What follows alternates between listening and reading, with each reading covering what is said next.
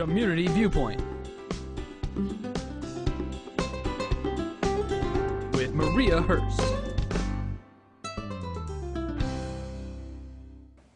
Hi, welcome to Community Viewpoint. I'm your host, Maria Hurst, for this segment. I am so excited to be introducing my friend Ellen Sorensen for her TV debut tonight. I'm so happy to be here. And welcome. Thanks. And before we get started, I just want to give everybody a quick shout out.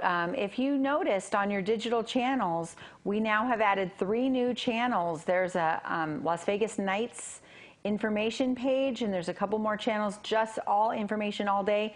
46.2 is our main channel now, but you can find us on 46.1, 2, 3, 4, 5, 6, and 7. So check those out and see what you think. And 46.2 is the main, so that's how you're seeing us tonight. Or you can rewatch us on YouTube. So at kpvm.tv, click on Community Viewpoint and search any show you want. So, hi. Hi. Welcome, Ellen. So you're here from Premier Adoption. Premier Adoption Agency, yes. Premier is a 501c3 nonprofit. Okay. We were founded in 1999. We are a human adoption agency. I love it. I love it. We're licensed in Nevada, Arizona, and Utah. Okay. And since 1999, we have literally helped hundreds and hundreds of women with unplanned pregnancies. Okay. It's really, we were talking over at one of the health fairs, and some of the situations, like you don't think about certain situations where somebody might need to place a child for adoption, an unplanned pregnancy, tragedy. There's all kinds of things, and there's lots of people who are looking to adopt.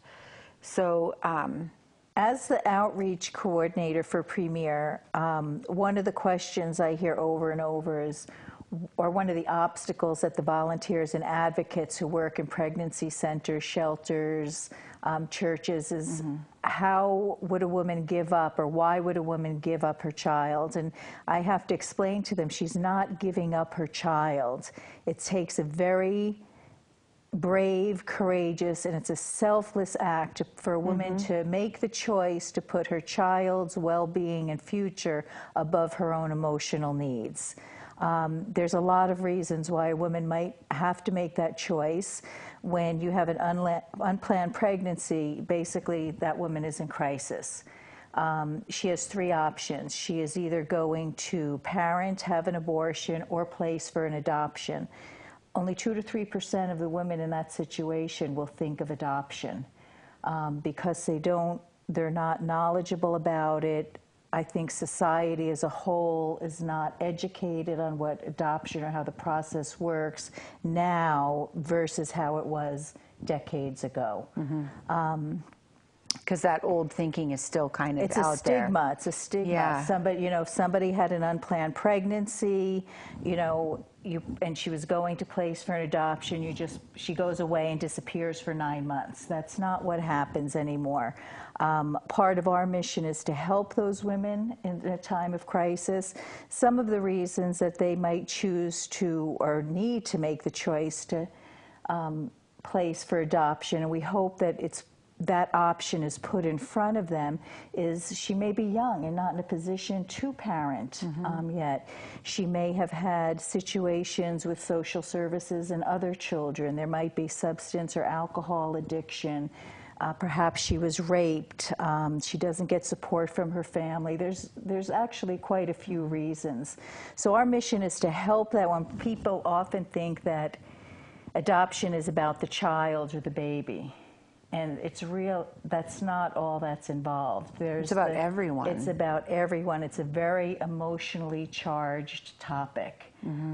That woman has to make the choice. If she chooses to go the adoption route, she has 9 months that she's dealing with that child. She may or may not have support from her family. We have licensed social workers and caseworkers who will hold her hand through the process, and let her know we understand that she's going to go through a grief process. We also have social workers that work specifically with the families, because the families are people who are dealing with infertility issues and their hope and desire is to have a child to raise. Most adoptions nowadays are what we would call a semi-open adoption. That was my next question, is when you were talking earlier about how it used to be, and I think a lot of that thinking now is if a person chooses to give up their baby, they never see it again. And that's not the case. They can be updated and know they're okay. Most people don't realize that, but when a woman chooses to place her child for adoption, she's the one who looks at the family profiles before the family looks at her or her situation. So she'll set the criteria of how she envisions her child being raised, in what type of environment, by what type of family, religion, things of that nature. She will look at profiles of families that we have registered with us, and she'll say, oh, I like family A and I like family B. And it's at that point we get in touch with family A and B and tell them about her if they would like to look at her profile. So it's really the birth mother is the one who chooses the family that she would like her child to be placed with. And in a semi-open adoption, there's no last names, no addresses, things like that. There is some confidentiality, but they may know first names, and they come to an agreement before the child is placed on what type of communication that they are going to have. So a lot of times so they both get input. Exactly. A lot of times it goes through our agency, and we'll get pictures, and these families never forget the birth mothers. At Christmas time they send gifts, not for the birth mother. The birth mothers will send gifts and things or cards to send to their child.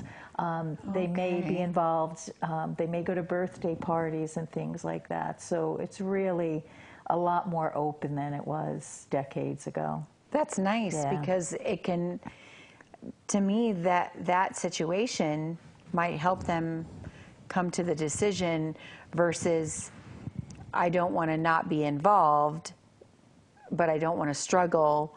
You know, if they thought they weren't going to be involved, they might choose to put themselves in a situation that it's hard for them to handle. Absolutely. So if they can be involved, I think that's great. Absolutely. And I think one of the things I personally do is outreach. I do outreach, and I go out and I educate different organizations and let them know, and basically teach that adoption is an option. Because if the volunteers and advocates in the women's pregnancy centers, in churches, in the shelters and crisis centers, if they know that semi-open adoption is available, they can at least address that and let that woman know that, you know, you have this option to look at. So it's not that they will never see their child again or know anything about them. And it ends up being happy for everybody involved. It's a wonderful thing for everybody, absolutely.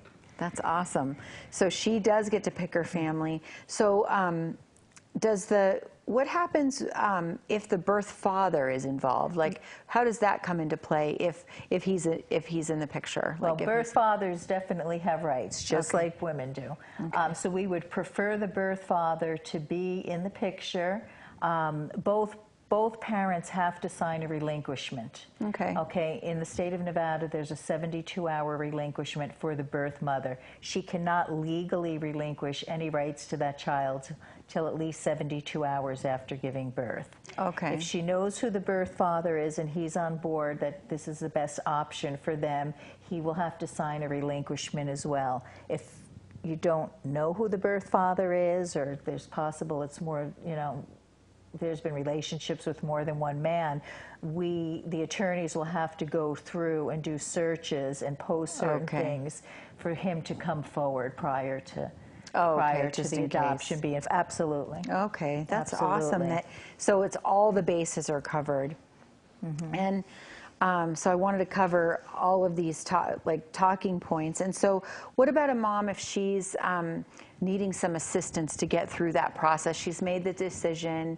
She wants to place the baby for adoption, but she needs some help with food or rent or something to get to that ViewPoint. Okay. Most states, including the state of Nevada, allow for certain financial necessary living expenses to be paid for, or a portion thereof, on behalf of that birth mother. They have to be pregnancy related.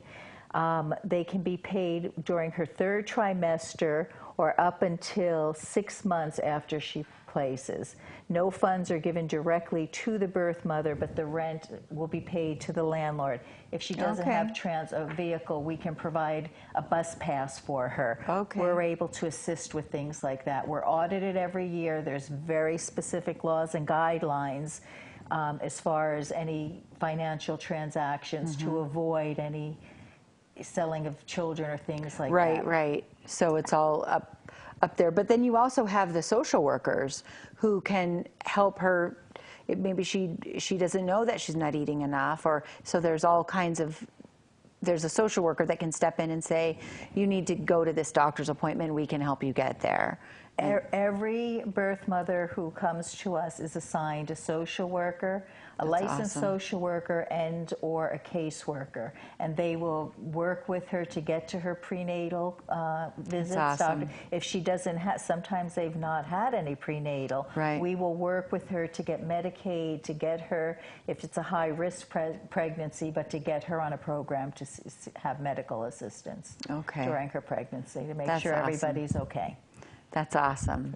That's awesome. And everybody knows that it's all for the baby. It's all for the baby and the families. And then mom is happy because the baby is in a safe, happy place, and she got to pick them. And a lot of times the birth mother and the family, they'll meet before the baby's even born. Before any decision is made, before any final match, they'll meet each other and see if they, and it's really quite nice to hear the social workers talk about the meetings when they met. That's awesome. You know, and there's a lot of, I think, a lot of hugging, a lot of crying, tears of joy in most cases. Yeah, so it's really a wonderful, it's a blessing for everybody involved. That's awesome. I'm so glad you guys are doing this. And it's a nonprofit, so it's all just to help this process, because there is, like you said before, there is, how many, we have 1 minute? Oh, there's probably agencies that it's not as safe of a process. And so this is a safe, awesome agency. And I know you have reached out to a lot of people. So and Nevada is an agency-only state, so every adoption has to go through a licensed agency in the state of Nevada. So the state really has looks out for them. Absolutely. That's awesome. We have to do this again because I want to know more. Thank you. And now we're out of time. We're out of time. All right. Okay. Thank you, Ellen. PremierAdoption.org. So go on there if you want more information or want to find out about either side. Thank you so much. Thank you. Thank you. Community Viewpoint with Maria Hurst.